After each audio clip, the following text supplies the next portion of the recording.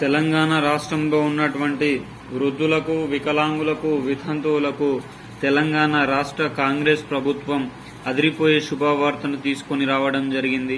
ఈరోజు తెలంగాణ రాష్ట్ర అవతరణ దినోత్సవం సందర్భంగా మరికాసేపట్లో జూన్ నెల ఆసరా పింఛన్లు 4016, 6016 చెక్ చేసుకోండి. వీరికి మాత్రమే. దీనికి సంబంధించిన పూర్తి సమాచారం గురించి మనం ఈరోజు ఈ వీడియోలో మాట్లాడుకుందాం. ఎవరైనా మన ఛానల్ని మొట్టమొదటిసారిగా చూస్తున్నట్లయితే వెంటనే లైక్ చేయండి, అదేవిధంగా షేర్ చేయండి, అదేవిధంగా సబ్స్క్రైబ్ చేసుకోండి.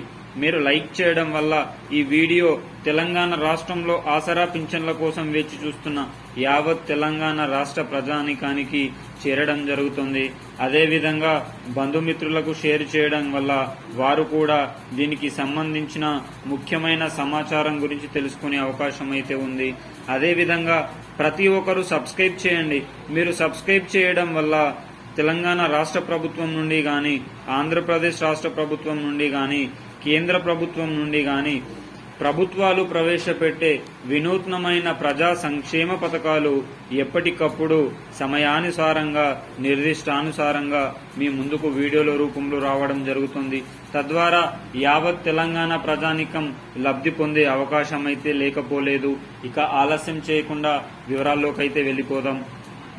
ఇదివరకే మే నెల ఆసరా పింఛన్ల పంపిణీ కార్యక్రమం దాదాపు అన్ని జిల్లాల్లో పూర్తవ్వడం జరిగింది. కానీ కొన్ని జిల్లాల్లో మాత్రమే ఇంకా ఈ ఆసరా పింఛన్ల పంపిణీ కార్యక్రమానికి సంబంధించి పూర్తి కాలేదు. ఇదిలాగా ఉండగా పెరిగిన ఆసరా పింఛన్ల పైన ఈరోజు రాత్రి ప్రెస్ మీట్ లో కీలకమైన సూచనలు చేయడం జరుగుతుంది. ఎవరైతే కొత్తగా అప్లై చేసుకున్నారో వాళ్ళందరినీ కలుపుతూ పాత వారిని రద్దు చేస్తూ కీలక ఉత్తర్వులు జారీ చేసే అవకాశం ఉంది. మరి కొత్త వారిని ఎందుకు కలుపుతామంటే ప్రజాపాలన పథకంలో భాగంగా ఎవరైతే అర్హులుగా ఉండి ఆసరా పింఛన్లో అప్లై చేశారో వారందరికీ కలపడం జరుగుతుంది.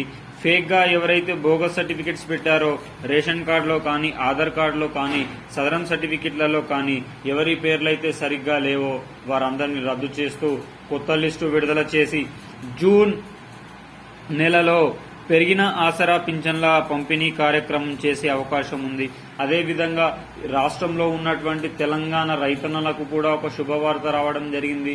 రైతు బంధుకు సంబంధించి రైతు భరోసాగా పేరు మార్చిన 7,500 రూపాయల పంపిణీ కార్యక్రమం ఈ జూన్ నెలలోనే ప్రారంభం కాబోతుంది. మరి దీనికి సంబంధించి అర్హుల లిస్టును కూడా విడుదల చేసే అవకాశం అయితే ఉంది.